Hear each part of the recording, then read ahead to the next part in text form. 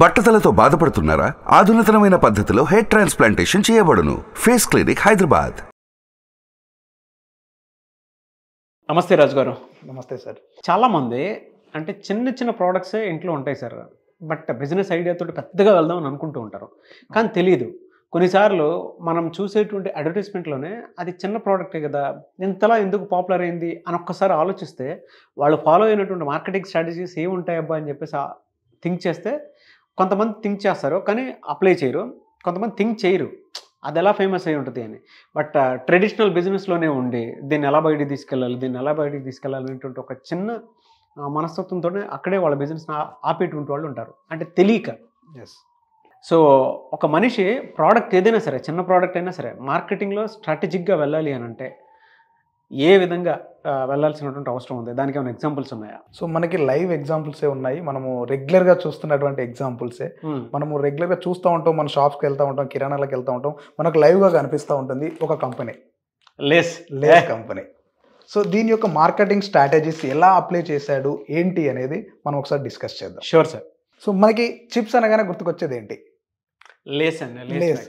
ఈ Lay's company అనేది మన ఇండియాకు సంబంధించిందా లేదా ఫారెన్ కంపెనీసా, ఏ కంపెనీ?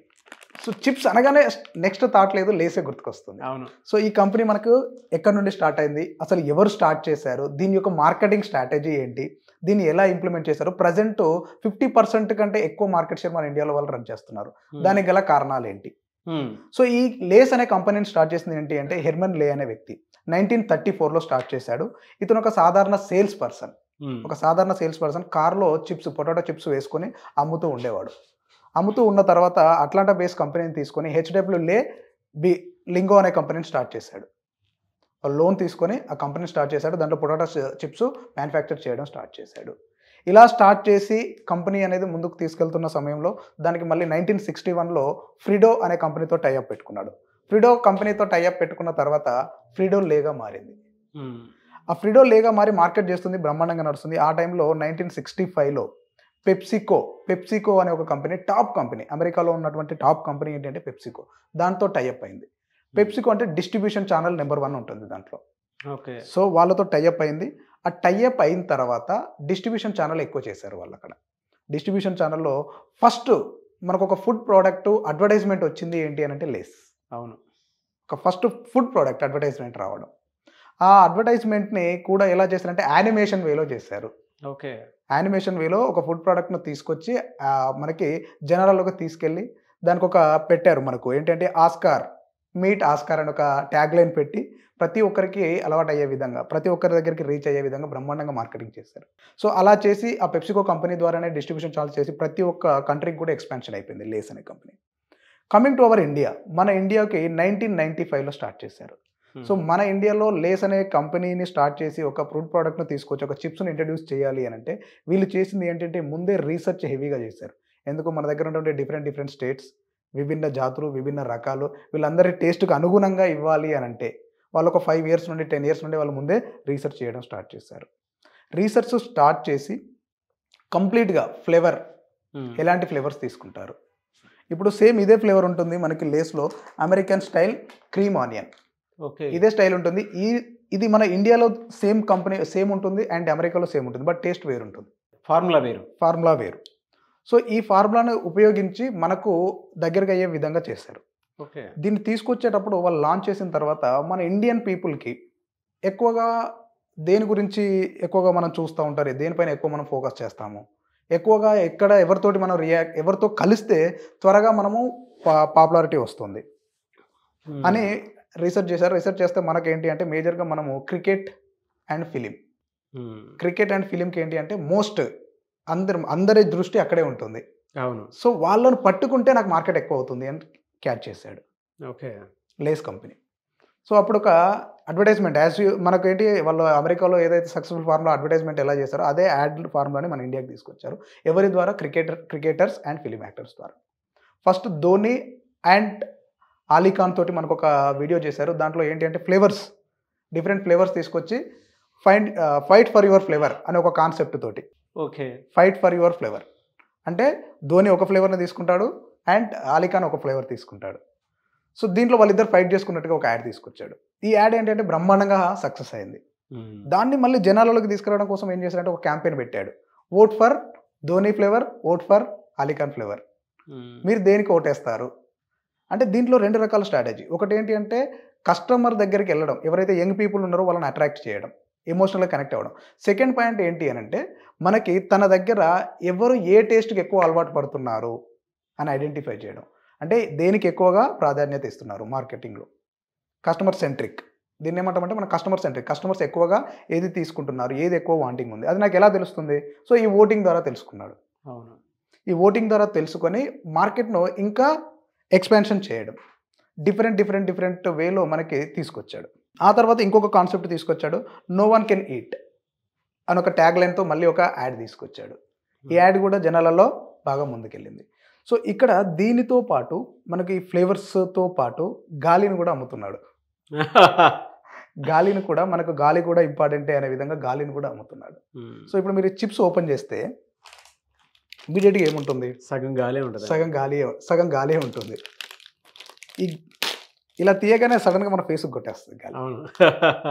అండ్ దీన్ని గాలిలో నింపడానికి గల కారణం ఏంటి అంటే మనం వేరే చిప్స్ కంపెనీస్ చూడండి, మనం ఓపెన్ చేస్తే దాంట్లో 50% కంటే ఎక్కువ డ్యామేజ్ అనేవి ఉంటాయి, విరిగిపోయినవి ఉంటాయి. అవును, 50% కంటే ఎక్కువ.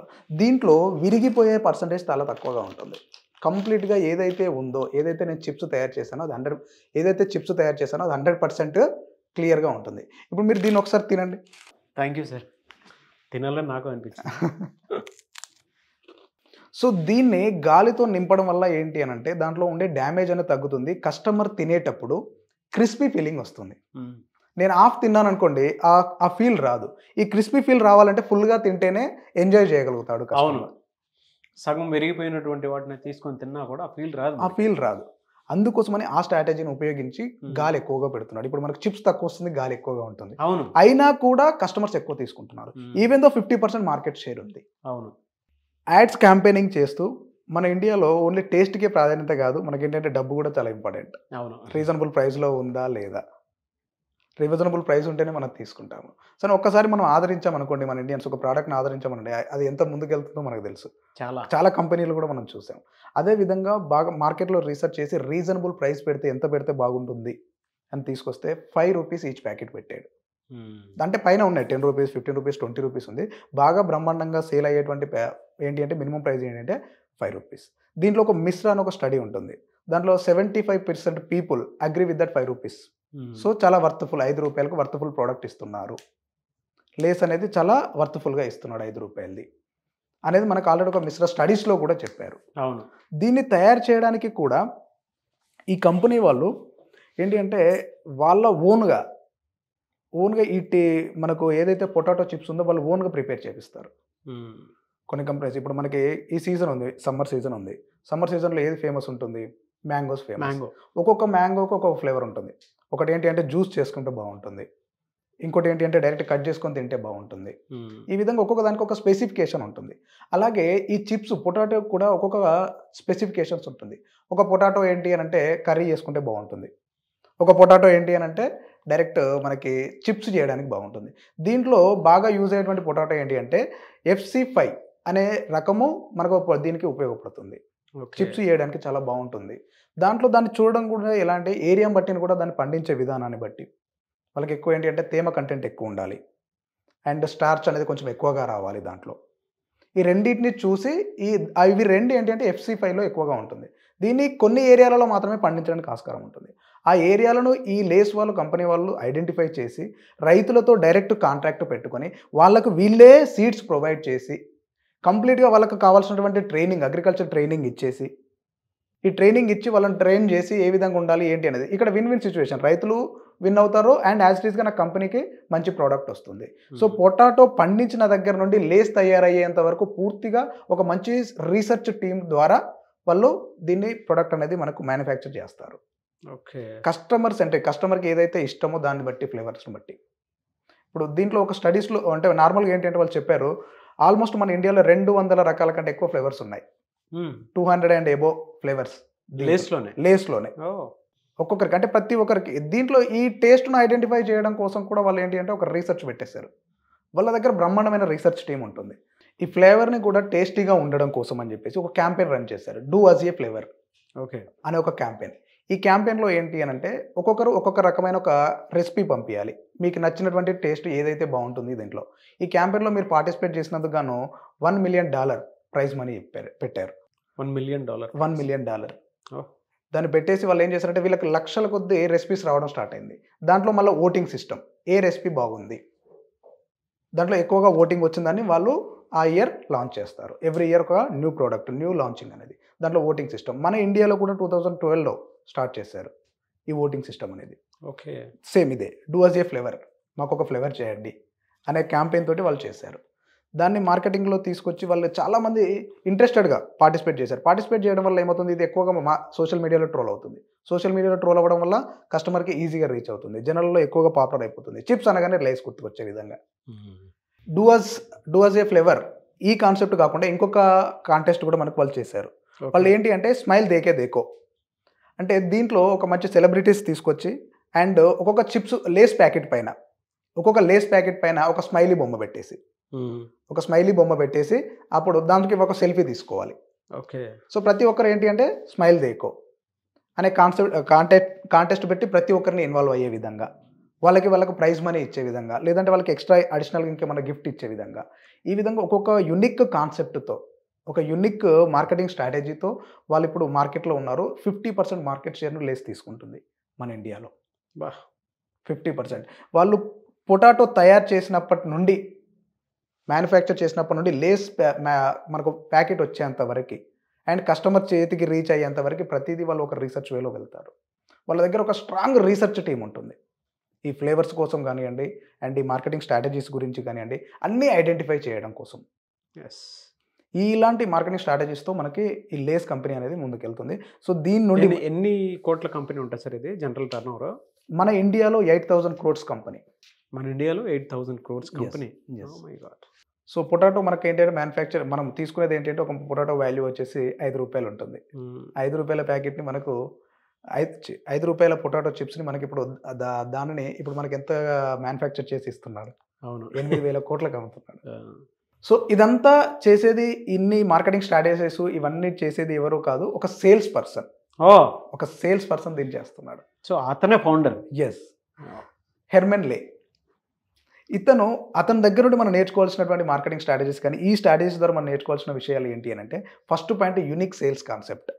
మనం ఏదన్నా వెళ్తున్నామంటే యూనిక్ ప్రపోజిషన్తో వెళ్ళాలి మార్కెట్లోకి. అండ్ సెకండ్ వన్ ఏంటంటే కస్టమర్ సెంట్రిక్. ఎక్కడికి వెళ్ళినా కూడా తన ఫ్లేవర్, కస్టమర్ చాయిస్ ఉన్నటువంటి ఫ్లేవర్నే తీసుకొచ్చాడు, ఓటింగ్ ద్వారా తీసుకొచ్చి. అతను సొంతంగా ఫ్లేవర్స్ పెట్టలేదు. థర్డ్ పాయింట్ ఏంటంటే డిస్ట్రిబ్యూషన్ ఛానల్. అతను ఏంటంటే రిమోట్ ఏరియాలో కూడా లేస్ ప్యాకెట్ దొరుకుతుంది. అక్కడ మనకు ట్రాన్స్పోర్ట్ ఉన్నా లేకపోయినా కూడా రిమోట్ ఏరియాలో కూడా మనకి లేస్ ప్యాకెట్ అవైలబిలిటీ ఉంటుంది. అది ఏంటి అంటే మనకు పెప్సికో కంపెనీతో టైఅప్ అవ్వడం వల్ల, వాళ్ళ స్ట్రాంగ్ డిస్ట్రిబ్యూషన్ ఛానల్ ఉండడం వల్ల. అండ్ ఫోర్త్ పాయింట్ ఏంటి అంటే రీసెర్చ్ టీమ్. మనం మార్కెట్ను కరెక్ట్గా అనాలిసిస్ చేసే ఒక టీమ్ని. So these are the 4 points మనము ఈ లేస్ కంపెనీ ద్వారా మనం నేర్చుకోవాల్సినటువంటి విషయాలు. Great sir. అంటే ఎంటైర్ మీరు చెప్పినటువంటి ఒక విషయం మీద నాకు అర్థమైంది ఏంటి అని అంటే, మీరు బాగా వినండి, మీ దగ్గర ప్రోడక్ట్ ఏముందనేది మీకు సంబంధం లేదు. మీరు బిజినెస్లోకి ఎంటర్ అవ్వాలి అనుకుంటే జస్ట్ చిన్న లేస్ ప్యాకెట్ ఇవాళ ఇది 8,000 కోట్ల కంపెనీ అని అంటే, అది కూడా మన ఇండియాలో దీని టర్న్ ఓవర్ 8,000 కోట్లు అంటే, మన ఇంట్లోనే అమ్మ చేతి వంటతో చేసేటువంటి ప్రోడక్ట్స్ కొన్ని ఉంటాయి. వాటిని కూడా మీరు బ్రాండ్ చేసుకోవాలి అనుకుంటే, నాకు ఇందులో మీరు చెప్పిన దాని ప్రకారం బాగా అర్థమైంది. ఒక సేల్స్ పర్సన్ మార్కెటింగ్ స్ట్రాటజీని, అంటే మీలాంటి ఒక మార్కెటింగ్ స్ట్రాటజీస్ అతని చుట్టుపక్కల చాలామంది ఉండటం వల్ల అనుకుంటాను, ఒక్కొక్క ఐడియాని చాలా పర్ఫెక్ట్గా ఎగ్జిక్యూట్ చేయడం జరిగింది. ఫస్ట్ ఐడియా తీసుకున్నారు, దాని తర్వాత ఎవరైతే కస్టమర్స్ ఉంటారో వాళ్ళకి అందుబాటులో ఉండే విధంగా ప్రైస్ తక్కువ ఉండేలాగా దాన్ని డిజైన్ చేశారు. మార్కెటింగ్ అండ్ రీసెర్చ్ టీమ్ ఏం చేసింది అంటే క్యాంపెయిన్ చేయడం స్టార్ట్ చేసింది. అది కూడా బ్రాండింగ్ ఈజీగా చేసుకోవడం కోసం అని చెప్పేసి సెలబ్రిటీస్ని పట్టుకున్నారు. సెలబ్రిటీస్ని పట్టుకొని ఇంకో పెప్సికో లాంటి కంపెనీతో టైఅప్ అయ్యి డిస్ట్రిబ్యూషన్ పెట్టుకున్నారు. అండ్ దానితో పాటు వాళ్ళు ప్రతి చోట ఓటింగ్ ఏ విధంగా చేశారు అంటే, అసలు ఇంట్రెస్ట్ ఎంతమందికి ఉంది మా ప్రోడక్ట్ అనేటువంటి దాన్ని కూడా కాన్సెప్ట్ని జనాల్లోకి వెళ్ళేలాగా బలంగా తీసుకుని వెళ్ళడం జరిగింది. దాని తర్వాత ప్రైస్, మీరు ఇందాక చెప్పినట్లు అఫోర్డబుల్ ప్రైస్, పెద్ద ప్రైస్ కూడా కాదు, టేస్ట్ బాగుందా లేదా అనేటువంటి దాన్ని చూసుకొని బలంగా ఇటు ప్రజల్లోకి తీసుకుని రావటం జరిగిందనమాట. సో బయట ఎక్కడో ఉన్న కంపెనీ చాలామంది కొత్త కొత్త ప్రోడక్ట్స్ చేసేసి ఏం చేయాలో తెలియక అండ్ వాటిని ఎలా ప్రమోట్ చేసుకోవాలి, ఏ విధంగా వెళ్తే బాగుంటుంది అనేటువంటి దాని మీద అవగాహన లేక ఆగిపోయి ఉంటారు. సో అటువంటి వాళ్ళు మీరు కనుక రాజు గారిని అప్రోచ్ అయితే మీ దగ్గర ఉండేటువంటి ప్రోడక్ట్ని ఎన్ని రకాలుగా సేల్ చేయొచ్చు, మార్కెటింగ్ స్ట్రాటజీ ఏముంటుంది, బ్రాండింగ్ పరంగా ఏ విధంగా చేసుకోవచ్చు అనేటువంటి ఆలోచన మాత్రం మీకు డెఫినెట్గా వస్తుంది. ఒకసారి మీరు అపాయింట్మెంట్ తీసుకుంటే మీకు క్లారిటీ వస్తూ ఉంటుంది. ఎందుకంటే ఆయనకి కొన్ని తెలిసిన ఛానల్స్ ఉన్నాయన్నమాట. ఛానల్స్ ఇన్ ద సెన్స్ అంటే మార్కెటింగ్ వైజ్ ఎవరిని అప్రోచ్ అయితే బాగుంటుంది, అంటే దీన్ని ఏ విధంగా మార్కెట్ చేస్తే బాగుంటుంది, సేల్స్ వైజ్ ఎలా చేస్తే బాగుంటుంది, అండ్ దానితో పాటు కొంతమంది అనుకుంటూ ఉంటారు దీన్ని ఈజీగా బ్రాండ్ చేస్తే ఏ విధంగా ఉంటుంది అన్నట్టు. ప్రోడక్ట్ ఏదైనా సరే సో మీరు కనుక అప్రోచ్ అవ్వాలి అనుకుంటే ఎలా సార్ మిమ్మల్ని అప్రోచ్ అవ్వాలంటే ప్రాసెస్? సో మనకి ఇప్పుడు స్క్రోల్ అవుతున్నటువంటి నెంబర్ ఉంది, కాంటాక్ట్ నెంబర్. దానికి మనకు వాట్సాప్ ద్వారా కానివ్వండి, SMS ద్వారా కానివ్వండి, మీరు కాంటాక్ట్ అవ్వచ్చు. Okay, anyways thank you and thank you so much Raju గారు. Thank you sir. సో ఆ విధంగా మీరు అప్రోచ్ అవ్వచ్చని రాజు గారిని మీరు కనుక సేల్స్ అండ్ మార్కెటింగ్ స్ట్రాటజీలో మీ బిజినెస్ని నెక్స్ట్ లెవెల్కి తీసుకెళ్ళాలి అనుకునేటువంటి వాళ్ళు, అండ్ బిజినెస్ ఏదైనా సరే ఐడియా ఉన్నా సరే దానికి లోన్ ఏ విధంగా తీసుకోవాలి, ఎవరెవరినైతే అప్రోచ్ అయితే బాగుంటుంది అనుకునేటువంటి వాళ్ళు స్క్రీన్ మీద మీకు రాజు గారి కాంటాక్ట్ నెంబర్ కనిపిస్తుంది. దాన్ని మీరు కాల్ ఆర్ మెసేజ్ వాట్సాప్ చేసి వెంటనే ఎన్రోల్ చేసుకోండి. ఈ వీడియో లైక్ చేయండి, షేర్ మాత్రం తప్పకుండా చేయండి. ఇలాంటి మరిన్ని వీడియోస్ కోసం మా ఛానల్ ఫాలో అవ్వండి. Thank you.